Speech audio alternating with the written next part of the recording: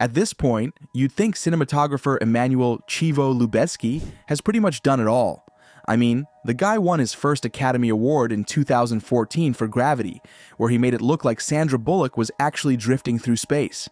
Then, before the applause even died down, he was right back up on that Oscar stage for Birdman. You know, the one that looked like it was filmed in a single, never-ending shot. But just when you thought he'd reached the peak, he went and tackled something even crazier.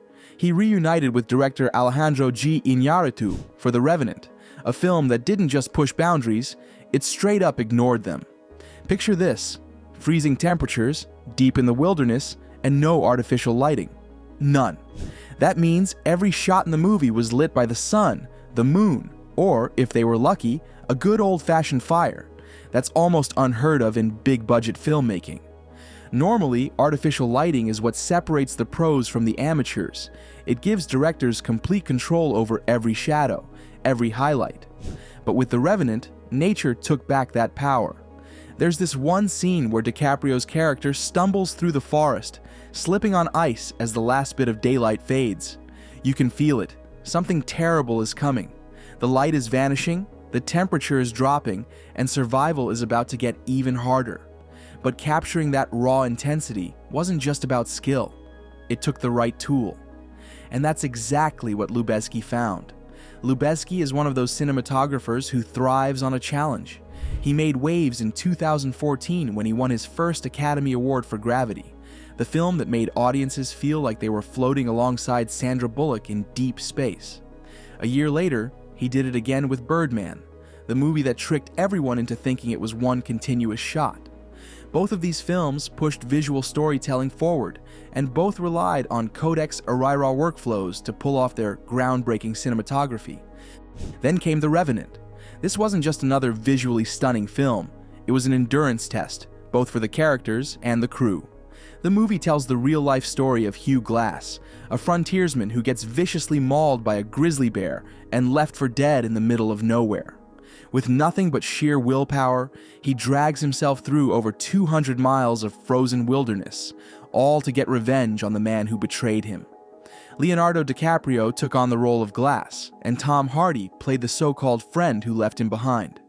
For Lubezki, this movie wasn't just about capturing a story, it was about making the audience feel every bit of the struggle.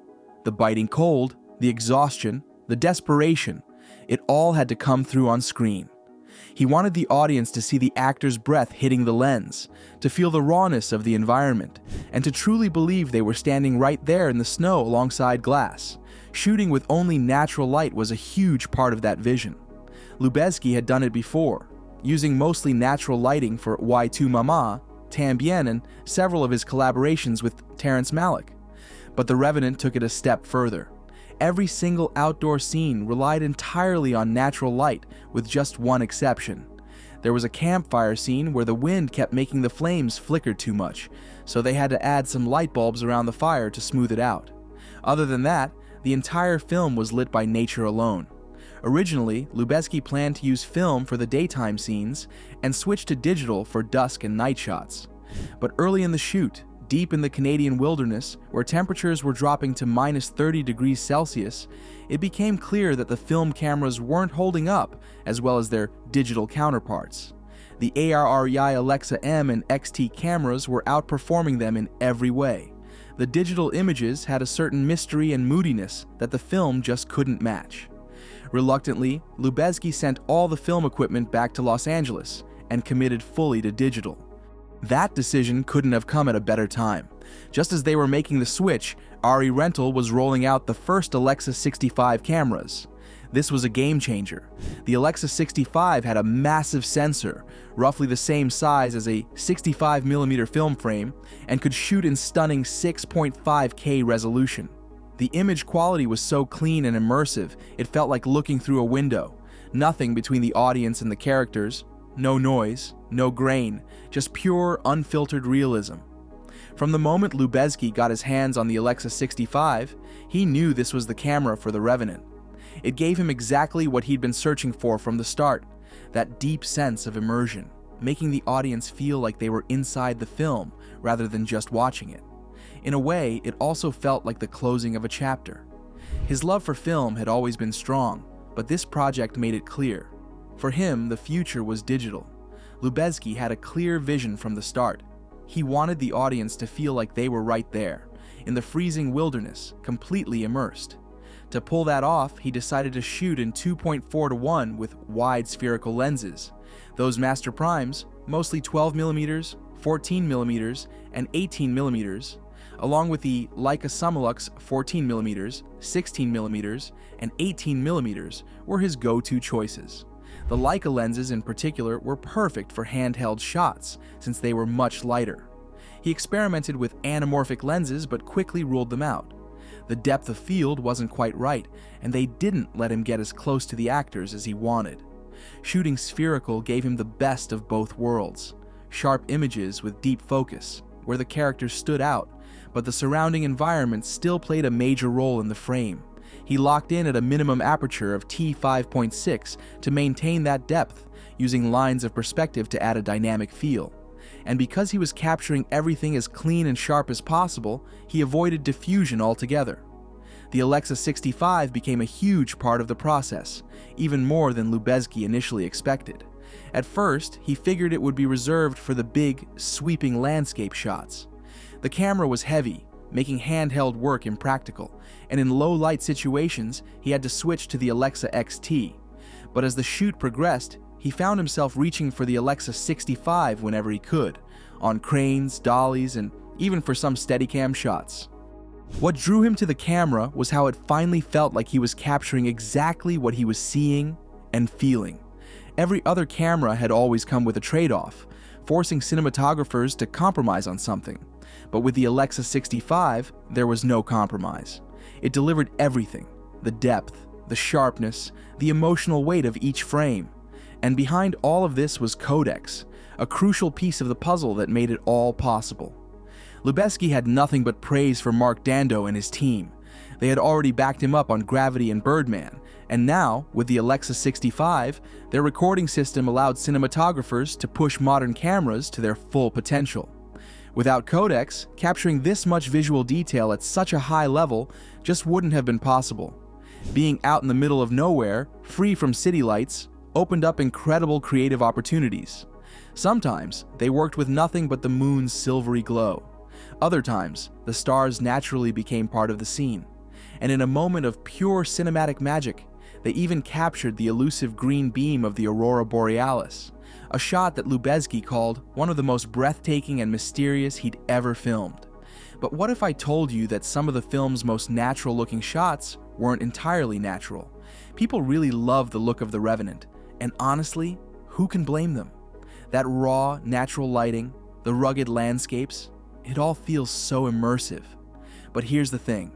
As much as Lubezki worked his magic behind the camera, there was only so much he could control in real time. That's where digital intermediate, or DI, comes in. Since The Revenant was shot entirely with natural light, Lubezki had to be strategic. He couldn't just tweak things on set with artificial lighting, so he had a very clear vision of what needed to happen in post-production. Enter Steve Scott at Technicolor. Together, they used DI to fine-tune the visuals, darkening backgrounds, brightening faces, even adjusting the sky to match the mood of a scene. It wasn't just about making the film look good, it was about controlling the atmosphere in a way that felt seamless. And here's where it gets even crazier. Technicolor's work on the film wasn't just simple color grading. To really shape the lighting, they had a team of 10 VFX artists meticulously hand-animating mattes and rotoscoping characters. They fine-tuned every shadow, highlight, and backlight to make sure it all looked like it had been captured naturally in camera. That's the level of precision we're talking about. Subtle digital adjustments that most audiences would never even notice, but that made all the difference in making The Revenant feel so real. Lubezki described the visual style of The Revenant as brutal realism, and honestly, there's no better way to put it. The film's cinematography pulls the audience into its harsh, unforgiving world in a way that feels almost immersive, as if you're not just watching, but experiencing every chilling moment alongside the characters. Unlike Birdman, which was designed to look like one continuous take, The Revenant couldn't follow the same approach. The environment was simply too unpredictable, too wild. But that didn't stop the filmmakers from using long takes to create a similar sense of immersion. These extended shots don't just show what's happening, they make the viewer feel it. A huge part of this comes from the use of wide-angle lenses, a signature of Lubezki's work. It's rare to see anything tighter than 24mm in the entire film. This choice isn't just about aesthetics, it's about perspective.